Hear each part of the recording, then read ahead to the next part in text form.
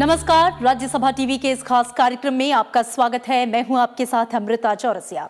19वीं शताब्दी के महान समाज सुधारकों में स्वामी दयानंद सरस्वती का नाम बेहद ही आदर और सम्मान के साथ लिया जाता है। जिस समय भारत में चारों ओर पाखंड, अंधविश्वास और सामाजिक कुरीतियों का बोलबाला था, उस समय महान देशभक्त और निडर सन्यासी स्वामी दयानंद सरस्वती ने इन सबके खिलाफ जमकर आवाज उठाई। उन्होंने देश में फैली कुरीतियों को दूर करने के लिए पाखंड खंडनी पताका फहराकर पोंगा पंथियों को चुनौती दी, तो जाति प्रथा को तोड़ने और विधवा विवाह का समर्थन कर समाज में एक नई अलख जगाई। वेद के महत्व को स्थापित करने के साथ ही उन्होंने एक ऐसे समाज की स्थापना की जिसके विचार सुधारवादी और प्रगतिशील थे, जिसे उन्होंने आर्य समाज के नाम से पुकारा। गुजरात में जन्मे स्वामी दयानंद सरस्वती शिक्षा से लेकर समाज उत्थान के तमाम कार्यों के चलते एक सन्यासी योद्धा कहलाए। वे स्वामी जी ही थे जिन्होंने स्वराज का नारा दिया, जिसके बाद में लोकमान्य तिलक ने इसे आगे बढ़ाया। स्वामी जी हमेशा अपने उद्देश्यों के जरिए युवाओं को देश प्रेम और देश की स्वतंत्रता के लिए मर मिटने की प्रेरणा देते रहे। उन्होंने जीवन भर हिंदी भाषा का प्रचार किया। उनका कालजयी ग्रंथ सत्यार्थ प्रकाश वैचारिक क्रांति का महान शंखनाद है। स्वामी दयानंद सरस्वती अपने महान व्यक्तित्व एवं विलक्षण प्रतिभा की वजह से जनमानस के हृदय में आज भी विराजमान है।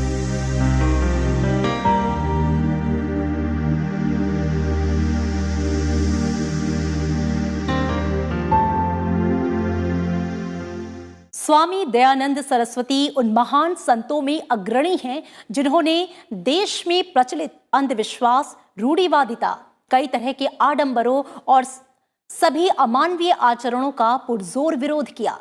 महान राष्ट्रभक्त और आर्य समाज के संस्थापक स्वामी दयानंद सरस्वती ने अपने कार्यों और संदेश से समाज को नई दिशा और एक ऊर्जा दी। महात्मा गांधी जैसे कई महान पुरुष दयानंद सरस्वती के विचारों से प्रभावित थे।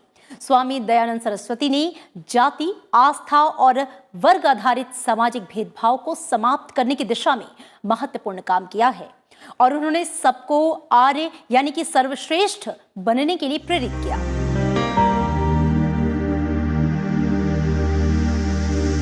उन्नीसवीं शताब्दी में जब हम अपनी संस्कृति और आस्था को पश्चिमी संस्कृति के सामने कमतर समझते थे, तब एक ऐसे महापुरुष का अवतरण हुआ जिन्होंने हमें आत्मसम्मान और पुनर्जागरण का मार्ग दिखाया। जी हाँ, हम बात कर रहे हैं स्वामी दयानंद सरस्वती की। आधुनिक भारत के महान चिंतक और समाज सुधारक दयानंद सरस्वती का जन्म 12 फरवरी 1824 को गुजरात के काठियावाड़ क्षेत्र के एक गांव में हुआ था। स्वामी दयानंद सरस्वती का जन्म मूल नक्षत्र में हुआ था। इस वजह से इनके माता पिता ने उनका नाम मूल शंकर रखा था। स्वामी दयानंद सरस्वती भगवान शिव के सच्चे उपासक थे, लेकिन उनके आस्था भाव को उस वक्त ठेस पहुंची जब उन्होंने भगवान शिव पर चढ़ा प्रसाद एक चूहे को खाते हुए देख लिया। उसके बाद से ही उन्होंने मूर्ति पूजा का विरोध करना शुरू कर दिया।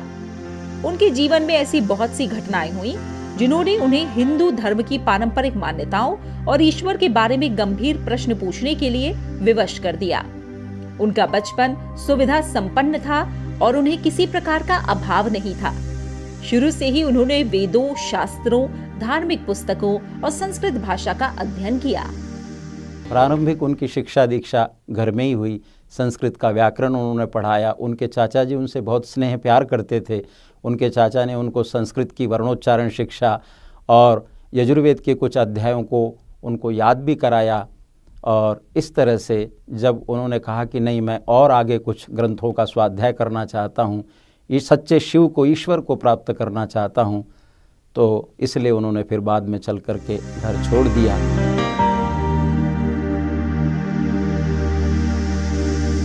बड़े होने पर स्वामी दयानंद सरस्वती के माता पिता उनका विवाह कर देना चाहते थे, लेकिन उनका मन ज्ञान की खोज में रम गया था। 1846 में उन्होंने अपना घर बार छोड़ दिया और अगले 25 साल तक उन्होंने हिमालय की पहाड़ियों में भटकते, ज्ञानार्जन करते और अपने गुरु की सेवा करते हुए बिताए। उन्होंने योग विद्या और शास्त्र ज्ञान श्री विरजानंद से प्राप्त किया था। उनके गुरु विरजानंद ने उन्हें समाज में व्याप्त कुरीति, अन्याय और अत्याचार के विरुद्ध कार्य करने और आम जनगण में जागरूकता फैलाने को कहा। सन्यासी वो इसलिए बने क्योंकि उनके जीवन में एक घटना घटती है। उनकी जो चाचा थे जिनसे उन्होंने संस्कृत पढ़ा है, व्याकरण पढ़ा है, और चाचा से वो बहुत स्नेह प्यार करते थे। उनकी बहन की मृत्यु को देखा उन्होंने, हैजे की वजह से उनकी बहन और चाचा की मृत्यु को जब देखा तो उन्होंने सोचा कि एक न एक दिन मुझे भी